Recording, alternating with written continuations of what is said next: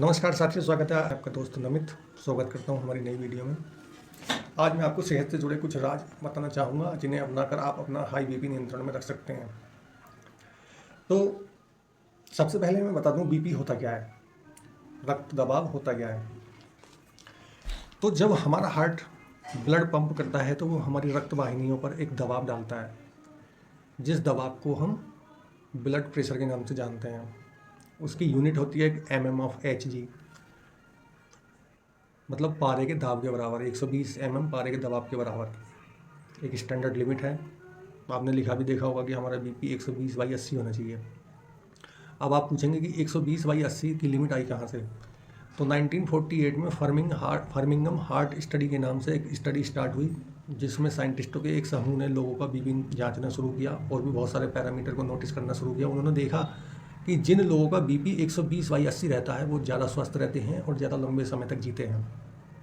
तो वहीं से ही 120/80 का कॉन्सेप्ट आया है और आज तक वो स्टडी चल रही है। तो उसी को आधार मानकर ऑल ओवर वर्ल्ड में 120/80 बीपी का जो है कॉन्सेप्ट आज भी लागू है। तो ये तो हुई हमारी लिमिट। अगर हमारा बीपी 120/80 से ऊपर चला जाता है तो इसमें दो चीज़ें होती हैं, एक तो हमारा डायस्टोलिक, एक सिस्टोलिक। तो सिस्टोलिक बीपी जो है वो ज़्यादा मायने रखता है। डायस्टोलिक को साइंटिस्ट कह देंगे ये ज़्यादा ऊपर नीचे होता भी नहीं है और इसके ज़्यादा ऊपर नीचे होने से कोई ज़्यादा फर्क नहीं पड़ता है। और अगर सिस्टोलिक बीपी आपका 120 से ऊपर जाता है तो वो उच्च रक्त दबाव की श्रेणी में आता है। अगर नीचे आता है तो लो ब्लड प्रेशर की कैटेगरी में आता है। अगर 120 से 129 रहता है तब कोई चिंता वाली बात नहीं है। अगर 130 से 139 के बीच में अगर रहता है तो आपको ब्लड प्रेशर की शुरुआत मानी जा सकती है। तो इसी को ध्यान में रखते हुए कुछ ऐसी चीज़ें हैं जिनको अपनाकर आप, अगर आप उच्च रक्तचाप के शिकार हैं तो उसको नियंत्रण में रख सकते हैं। तो उनमें से कुछ मैं आपको टिप्स देना चाहता हूं तो जिन्हें अपनाकर आप उसका लाभ ले सकते हैं। उसमें नंबर 1 पर आता है वज़न कम करें। अगर आपका वज़न ज़्यादा है या आपका BMI 25 से ज़्यादा है तो आप ओवरवेट की कैटेगरी में आते हैं, तो जाहिर सी बात है कि आपका ब्लड प्रेशर ज़्यादा रहेगा। अधिकतर स्टडी में देखा गया है कि जिन लोगों का वज़न ज़्यादा होता है उनका ब्लड प्रेशर भी ज़्यादा रहता है। होता ये कि जब हम ओवरवेट होते हैं तो हमारी जो रक्त वाहिनी होती हैं उन पर अधिक दबाव पड़ता है। बाहरी जो हमारी मसल्स होती हैं, फैट जो होता है बाहर से वो दबाव डालता है और अंदर से जब हमारा हार्ट पंप करने को ज़्यादा मेहनत लगती है तो इस कारण हमारा ब्लड प्रेशर ज़्यादा रहने लगता है। तो स्टडीज़ बताती हैं अगर आप अपना वज़न 10 किलो से कम करते हैं तो आपका ब्लड प्रेशर भी 10 यूनिट से कम हो जाता है। ऐसा देखा गया है। ये हर व्यक्ति में अलग अलग हो सकता है, पर एक एवरेज माने तो ऐसा माना जाता है कि अगर 10 किलो वज़न कम करेंगे तो आपका बीपी भी 10 पॉइंट से कम हो जाएगा। अगर आपका बीपी 140 रहता है, वज़न आपका 90, अगर आप अपना वज़न 80 कर लेते हैं और तो बीपी भी आपका 130 होने की संभावना रहती है। अगर आपका वज़न कम है तब भी आपके लिए दिक्कत का शिकार आप अगर आपका वज़न कम है तब भी आपके लिए दिक्कत का सामना करना पड़ सकता है। इसमें नंबर 2 पर आता है एक्सरसाइज। स्टडीज़ कहती हैं जो व्यक्ति एक्सरसाइज करते हैं उनका बीपी नियंत्रण में रहता है।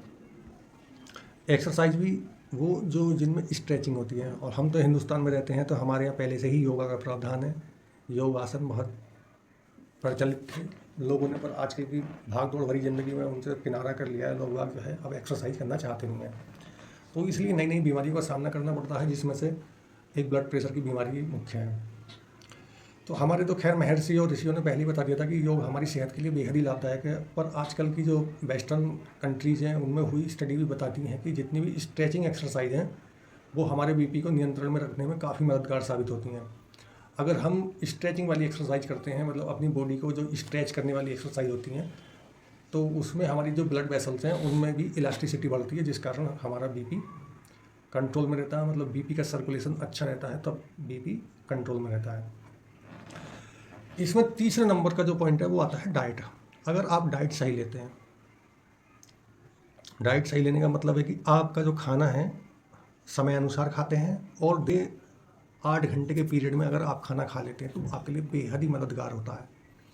क्यों होता है? क्योंकि आपको खाना पचने में ज़्यादा टाइम मिलता है। 16 घंटे आपको एक दिन में मिलते हैं, तो आपका खाना पूरी तरीके से पच जाता है और अगले खाने के बीच में 16 घंटे का गैप होता है, तो आपका जो पैंक्रियाज है उसको कम इंसुलिन बनाना पड़ता है। हम ज़्यादा खाना खाते हैं तो हमारे पैंक्रियाज को इंसुलिन भी ज़्यादा बनाना पड़ता है। जब इंसुलिन ज़्यादा बनता है तो वो ही एक्सेसिव इंसुलिन हमारे ग्रोथ का कारण बनता है। ग्रोथ मतलब एक उम्र होने के बाद हमारी हाइट तो बढ़ना बंद हो जाती है, पर हमारा वेट बढ़ने लगता है, तो हम ओवरवेट की कैटेगरी में आने लगते हैं। जब ओवरवेट होने लगते हैं तो हमारा ब्लड प्रेशर बढ़ने लगता है।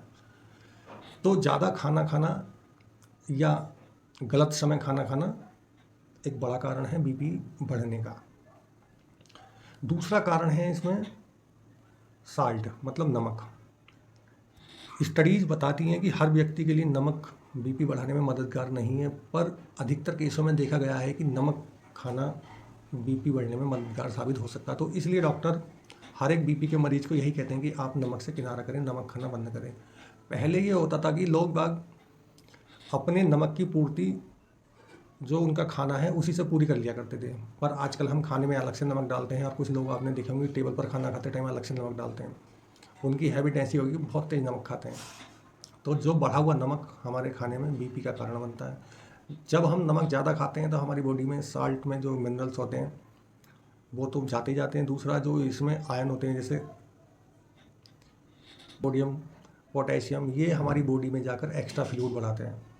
जब एक्स्ट्रा फ्लूइड बढ़ता है बॉडी में तो वो ब्लड में जाता है, ब्लड का वॉल्यूम बढ़ता है, जिस कारण ब्लड वेसल्स पर अतिरिक्त दबाव पड़ता है जो बढ़े बीपी का कारण बनता है। तो इस कारण बीपी बढ़ने में नमक भी काफ़ी मददगार साबित होता है। और दूसरा, जब बीपी हम नमक खाते हैं बॉडी में फ्लूइड बढ़ता है तो किडनी पर भी एक्स्ट्रा लोड बढ़ता है, जिस कारण हमारी किडनी की बीमारियां होने की संभावनाएं बनी रहती हैं। तो इसलिए हमें नमक जो है कम से कम लेना चाहिए। WHO की गाइडलाइन कहती है कि प्रति व्यक्ति को कम दिन में 6 ग्राम से नमक पर्याप्त होता है, पर एक स्टडी की देखें तो इंडिया में एक पर व्यक्ति 25 से 30 ग्राम नमक खाया जाता है, जो WHO की गाइडलाइन के अनुसार 4 से 5 गुना है। इसमें पांचवा कारण है एल्कोहल। अगर आप एल्कोहल का कंजप्शन करते हैं तो बीपी बढ़ने के चांसेस बढ़े रहते हैं। स्टडी बताती है कि अगर आप हफ्ते में 2 ड्रिंक से ज़्यादा लेते हैं तो आपके लिए खतरनाक साबित हो सकता है। तो इसलिए एल्कोहल के कंजप्शन से बचें, जितना हो सके उससे दूर ही रहें। छठी चीज़ है, अगर आप स्मोकिंग छोड़ देते हैं तब भी आप बीपी से काफ़ी निजात पा सकते हैं।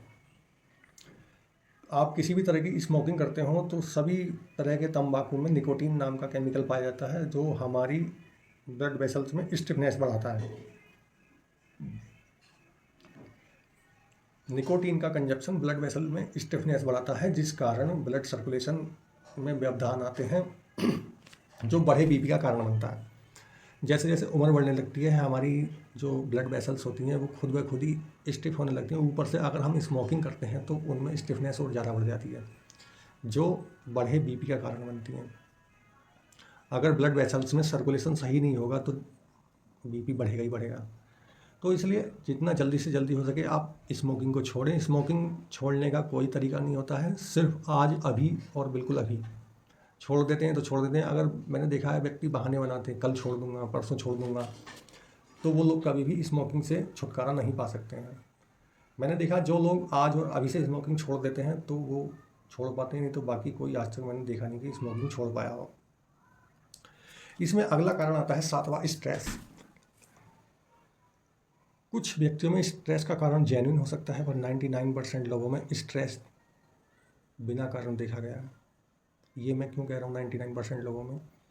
क्योंकि ज़्यादातर लोग उन चीज़ों का स्ट्रेस लेते हैं जिनको वो काबू में नहीं कर सकते। जो चीज़ें हमारे काबू में नहीं है तो उनके बारे में ज़्यादा सोच विचार भी नहीं करना चाहिए और ना ही उन बातों पर ज़्यादा अपनी प्रतिक्रिया देनी चाहिए। तो इसलिए आप जितना स्ट्रेस से बचेंगे आपका बीपी उतना ही कंट्रोल में रहेगा। स्ट्रेस का हमारे बीपी से कोई ऐसा कनेक्शन तो डायरेक्ट है नहीं, पर स्टडीज़ बताती हैं, बहुत सारे साइंटिस्ट ने बहुत सारे प्रयोग किए हैं, वो बताते हैं कि स्ट्रेस हमारे लिए बहुत बड़ा चिंता का विषय है, जिससे हमें तमाम बीमारियों का सामना करना पड़ता है। और हमारे यहाँ तो पुरानी कहावत है, चिंता चिता के समान होती है। तो इसलिए स्ट्रेस से आप जितना बच सकें बचना चाहिए। जीवन है आपका, जीने के लिए है, इसे अच्छी तरीके से जिएँ, अपने नियम शर्तों के अनुसार जिएँ, किसी दूसरे के कहने में आके अपनी सेहत से खिलवाड़ ना करें। तो आज मैंने आपको ये कुछ टिप्स दी हैं, आप इनको फॉलो करके अपने हाई ब्लड प्रेशर से निजात पा सकते हैं। अगर आपको ज़्यादा दिक्कत है तो डॉक्टर की सलाह के अनुसार काम करें। अगर आपको इससे निजात मिलती है तो इसको आगे कंटिन्यू रख सकते हैं। ये रही आज की वीडियो। अगर आपको अच्छी लगी हो तो इसको लाइक करें, शेयर करें और हमारे चैनल को सब्सक्राइब करें। धन्यवाद।